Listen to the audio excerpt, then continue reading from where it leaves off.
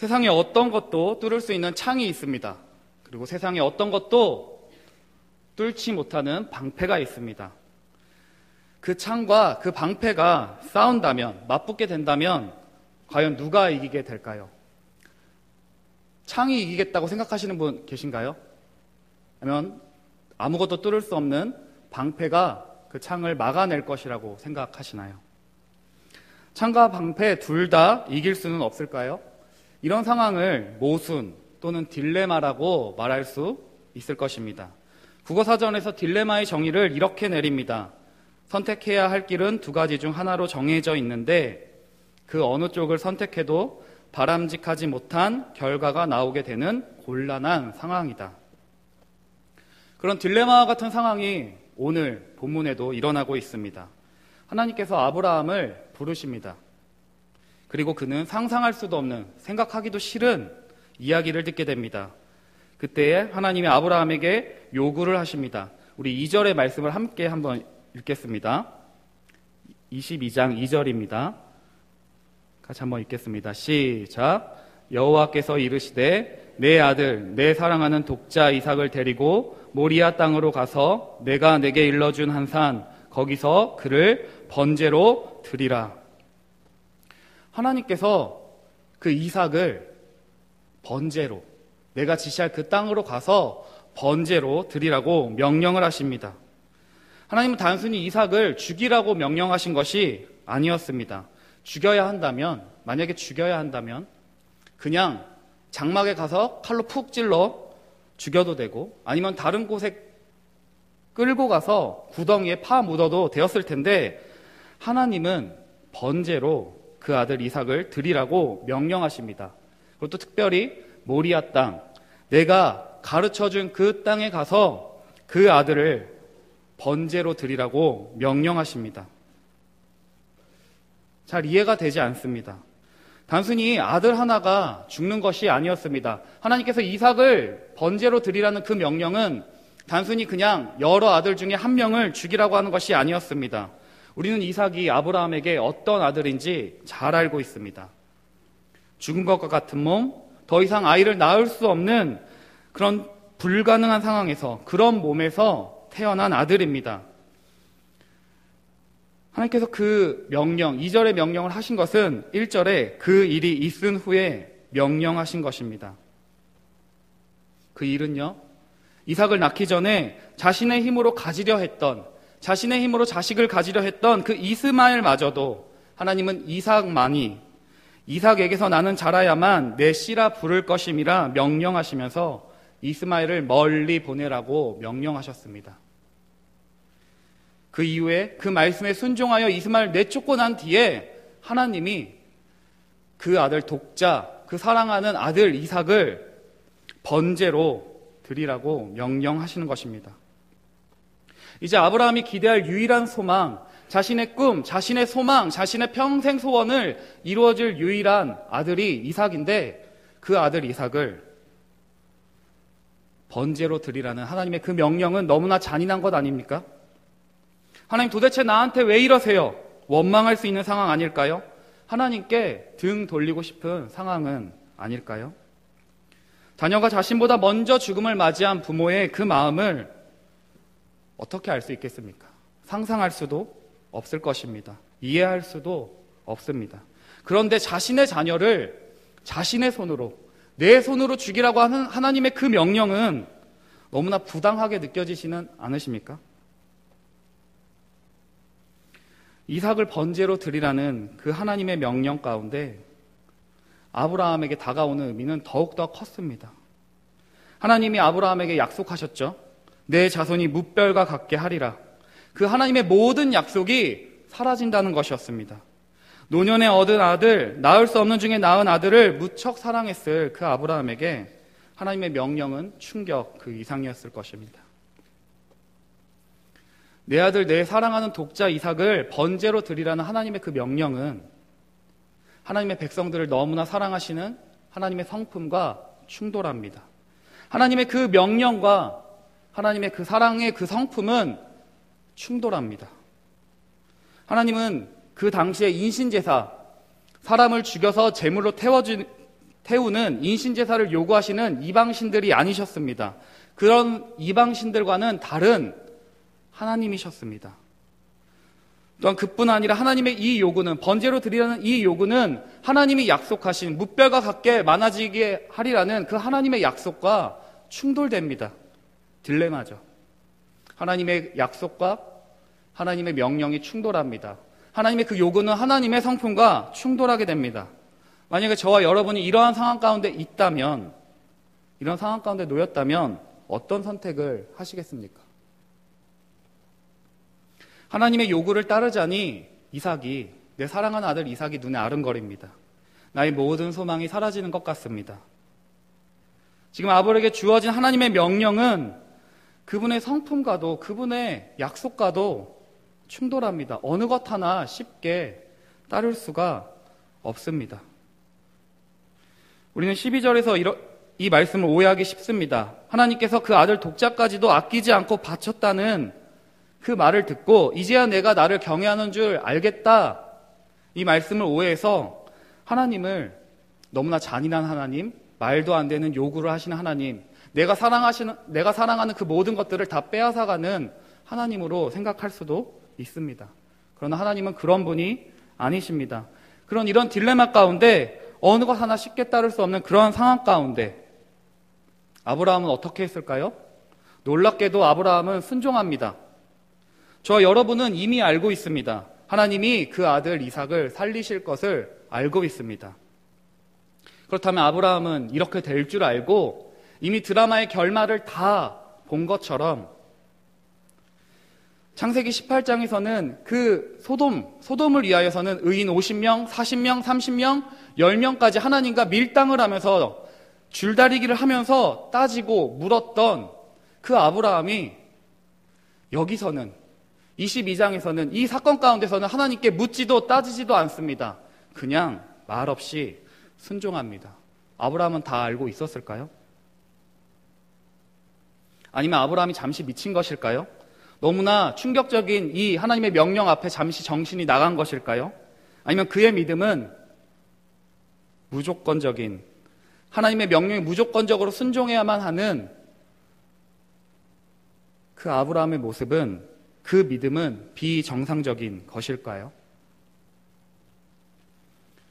번제할 어린 양은 어디 있습니까? 묻는 이삭에게 내 아들아, 번제할 어린 양은 하나님이 자기를 위하여 친히 준비하시리라고 답변하는 아브라함은 하나님께서 순양을 준비하실 줄 믿었던 것일까요?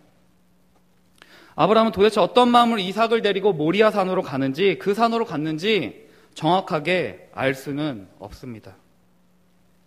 하지만 우리는 성경의 기록들을 통해서 아브라함이 하나님의 약속을 믿었음을 알 수 있습니다. 이삭은 불가능, 죽음 가운데서 하나님께서 주셨던 아들이었습니다. 어떻게 하나님께서 이 사건을 처리하실지는 다 알 수 없지만 하나님이 세우신 그 약속을 지키실 줄을 믿었다는 것을 알 수 있습니다. 로마서 4장 17절은 이렇게 얘기합니다. 기록된 바 내가 너를 많은 민족의 조상으로 세웠다 하신가 같으니 그가 믿은 바 하나님은 죽은 자를 살리시며 없는 것을 있는 것으로 부르시는 이시니라. 아멘. 죽은 자를 다시 살리실 하나님을 아브라함은 믿었습니다. 하나님이 반드시 이삭을 살리셔서 지금 죽이라고 명령하셨지만 다시 살리셔서 하나님의 약속을, 하나님의 그 언약을 이삭을 통해 나는 그 씨가, 그 후손들이 크다란 민족이 되고 그 민족의 조상을 세우셨다는 그 하나님의 약속이 이루어질 것이라는, 그 약속이 성취될 것이라는 것을 믿었기 때문에 아브라함은 그 명령에 순종할 수 있었던 것 같습니다. 히브리서 11장 17절 19절에 보면 아브라함이 왜 이삭을 번제로 드릴 수 있었는지 더 자세히 알 수 있습니다. 우리 함께 히브리서 11장 17절에서 19절 함께 찾아보겠습니다.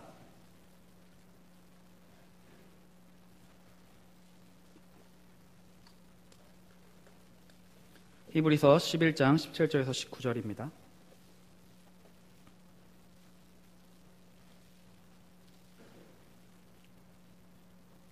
네, 함께 읽겠습니다. 시작.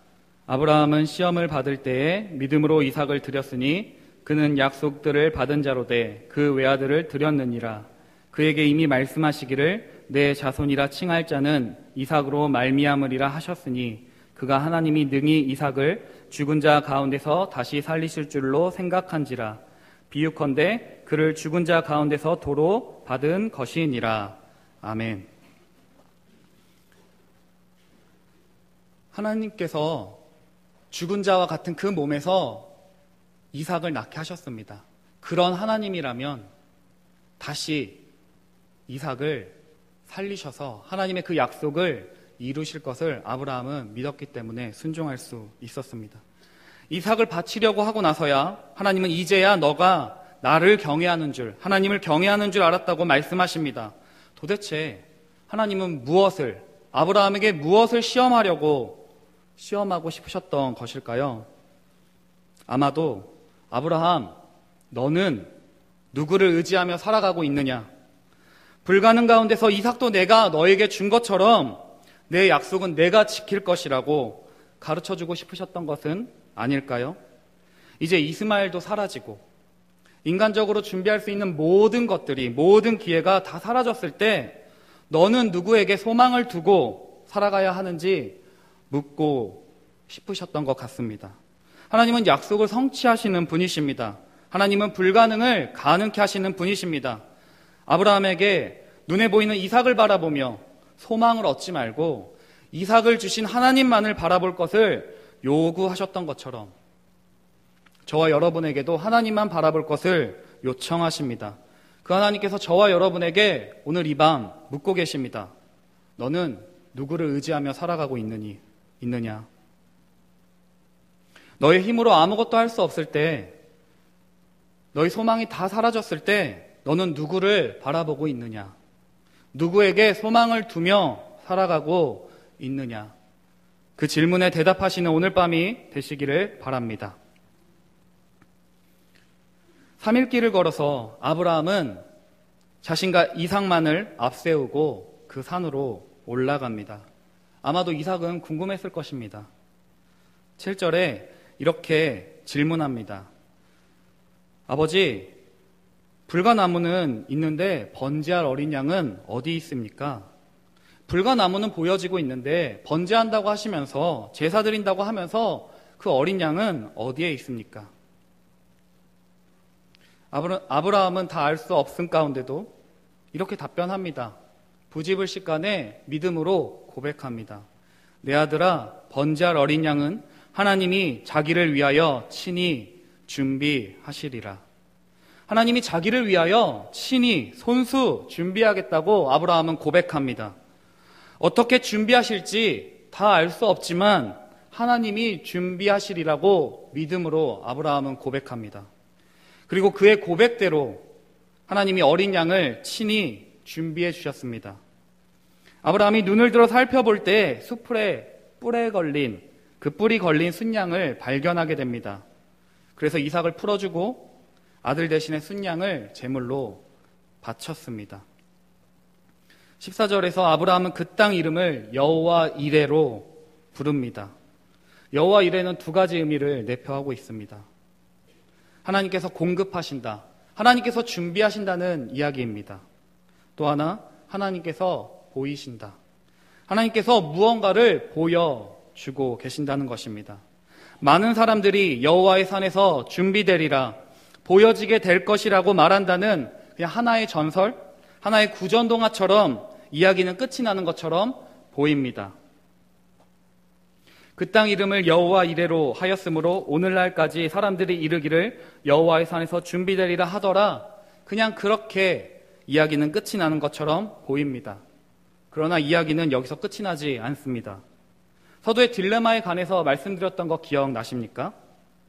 하나님의 약속과 하나님의 요구가 충돌하는 이 사건, 이삭을 제물로 바치라는 그 명령과 그 명령은 하나님께서 수풀에 걸린 그 순양을 준비해 주심으로 해결이 됩니다. 그러나 아직 해결되지 않은 딜레마가 한 가지 있습니다.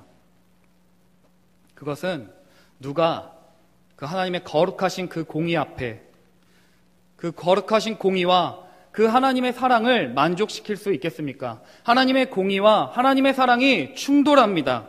세상을 이처럼 사랑하시는 그 하나님의 사랑하심과 죄를 미워하시는 거룩하신 그 하나님을 어느 누가 어떤 재물이 만족시킬 수 있겠습니까? 창과 방패처럼 그 누구도 해결할 수 없는 것처럼 보여집니다. 하나님은 이삭을 번제로 드리라고 명령하셨습니다. 여기서 번제가 많은 학자들이, 많은 신약의 사람들은 그리스도의 희생 제사와 연결을 시킵니다. 이렇게 연결이 되는 것을 볼 때 단순히 이 번제는 그냥 불태우는 것이 아니라 레위기의 수많은 5가지 제사 중에 속제제와 연결됩니다. 다시 말해 죄를 위해서 번제를 드렸다는 것입니다. 그렇게 볼 때 장자인 이삭은요, 번제를 드릴 때 가족의 죄를 대신해서 죽는 것이라고 볼 수가 있습니다. 이삭은 그 가족들, 아브라함과 그 가족들의 죄를 위하여 대신하여 죽는 것입니다. 그런데 그 제단 위에 올려진 그 이삭의 모습 한번 상상해 보실까요? 그 제단 위에서 벌벌 떨고 있는 그 이삭의 모습이 어쩌면 죄로 인해 죽을 수밖에 없는 저와 여러분의 모습은 아닙니까? 율법으로는 저와 여러분은 죽을 수밖에 없는 존재였습니다. 번제할 제물이 되어 번제단 위에 죽어야 할, 불타 죽어야 할 존재가 저와 여러분의 존재입니다. 공의로우신 하나님께서는 저와 여러분의 죄를 그냥 넘어가실 수 없습니다. 그냥 넘어갔다면 레위기에 나오는 수많은 제사제도는 필요 없을 것이고 이스라엘이 드렸던 양과 염소와 소, 그 각이 떠지고 피를 흘리는 수많은 제사들은 없었을 것입니다. 출애굽기 12장 11절 13절에서 어린 양의 피가 있는 집은 죽음이 지나갔었습니다. 제가 읽어드리겠습니다. 너희는 이스라엘 온 회중에게 말하여 이르라. 이날 열흘에 너희 각자가 어린 양을 잡을지니 각 가족대로 그 식구를 위하여 어린 양을 취하되 내가 그 밤에 애굽 땅에 두루 다니며 사람이나 짐승을 막론하고 애굽 땅에 있는 모든 처음 난 것을 다 치고 애굽의 모든 신을 내가 심판하리라. 나는 여호와라. 내가 애굽 땅을 칠 때 그 피가 너희가 사는 집에 있어서 너희를 위하여 표적이 될지라. 내가 피를 볼 때 너희를 넘어가리니 재앙이 너희에게 내려 멸하지 아니하리라. 아멘. 문설주에 피를 바르지 아니한 집은 장자가 죽었습니다. 그러나 그 피를, 어린 양의 피를 바른 그 집은 죽음이 지나갔습니다. 여러분, 그렇다면 이삭을 대신해서 죽었던 그 순양이 그 장자가 대신해야 할 그 값을, 그 죄의 값을 감당할 수 있었을까요? 있을까요? 그 양의 피로 우리가 구원을 받을 수 있을까요? 그 어린 양의 피는 우리의 죄를 대신할 수 없습니다. 우리의 죄를 영원히 보장해 줄 수 없습니다. 완전할 수 없습니다. 어린 양의 희생도, 이삭을 바치려 했던 아브라함의 순종과 희생도 완전하신 하나님 앞에서는 불충분합니다. 아브라함의 고백처럼 하나님께서 가장 합당한 희생제물을 준비하셔야 했습니다. 누가 하나님의 공의와 그 사랑을 만족시킬 수 있겠습니까? 사랑의 하나님께서 어떻게 저와 여러분을 사랑하신다면서 죽일 수 있겠습니까? 사랑하신다면 그냥 넘어가실 수도 있을 텐데 공의로우신 하나님은 저와 여러분의 죄를 그냥 간과하실 수 없습니다. 그냥 넘어가실 수 없습니다. 그 사랑과 공의 하나님이 모순되는 것처럼 보여지지만 하나님께서 어린 양을 준비하십니다. 아브라함이 번제를 드렸던 그 땅, 그 모리아 산, 거기에 성전이 세워집니다.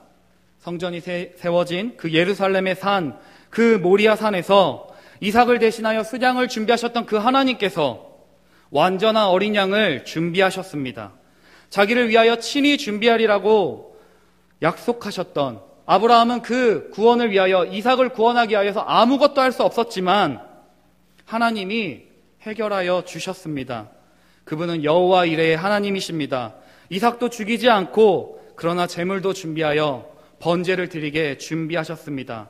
그 영원한 죄의 문제를 해결해 줄 제물, 영원한 죄의 문제를 해결해 줄 그 어린 양, 오랜 세월이 흘러서 그 땅에서, 그 모리아 땅에서 또 다른 장자 이삭을 대신할 또 다른 장자가, 그 독생자가 나무에 매달려 죽음을 기다리고 있었습니다. 하나님은 이미 준비하셨습니다. 이삭을 대신할 그 어린 양을 준비하셨던 것처럼 우리의 죄를 위해서, 여러분의 죄를 대신할 그 어린 양을 준비하셨습니다. 세례 요한은 그를 보고 이렇게 가리킵니다. 이튿날 요한이 예수께서 자기에게 나아오심을 보고 이르되 보라, 세상 죄를 지고 가는 하나님의 어린 양이로다. 예수께서 건의심을 보고 말하되 보라, 하나님의 어린 양이로다. 그는 예수 그리스도이십니다. 하나님의 유일한 아들이신 예수 그리스도를 하나님께서 준비하셨습니다. 하나님의 사랑과 하나님의 공의가 충돌할 그때에 죄를 심판하셔야 하는 그 하나님의 그 공의로움과 그 거룩하심과 우리를 너무나 사랑하시는 그 하나님의 그 사랑의 딜레마가 이렇게 극복이 되어집니다. 그곳에서, 그 땅 가운데서 십자가에 죽고 우리의 죄를 위하여 죽으신 그 예수 그리스도를 봄으로 말미암아 그 예수 그리스도를 통하여 사람들은 보게 됩니다. 그 사랑의 하나님, 그 거룩의 하나님을 보게 됩니다. 예수 그리스도를 통하여 우리의 죄를 심판하시는 하나님의 공의를 보게 되고요.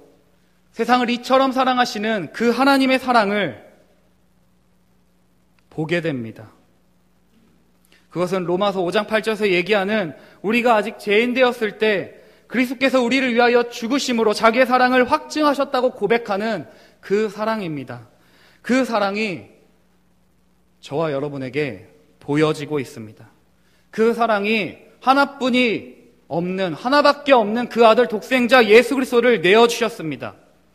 또 다른 아버지가 그 아들 예수를 갈보리산으로 데리고 올라가 저와 여러분을 위하여 제물로 바치셨습니다. 그리고 우리에게 구원과 은혜를 베푸셨습니다. 예수 그리스도가 하나님의 어린 양으로 이 땅에 오셨습니다. 이삭은 살았지만 그 어린 양이 죽었던 것처럼 예수님은 죽으셨습니다. 그 제단 나무 위에 저와 여러분이 있어야 했고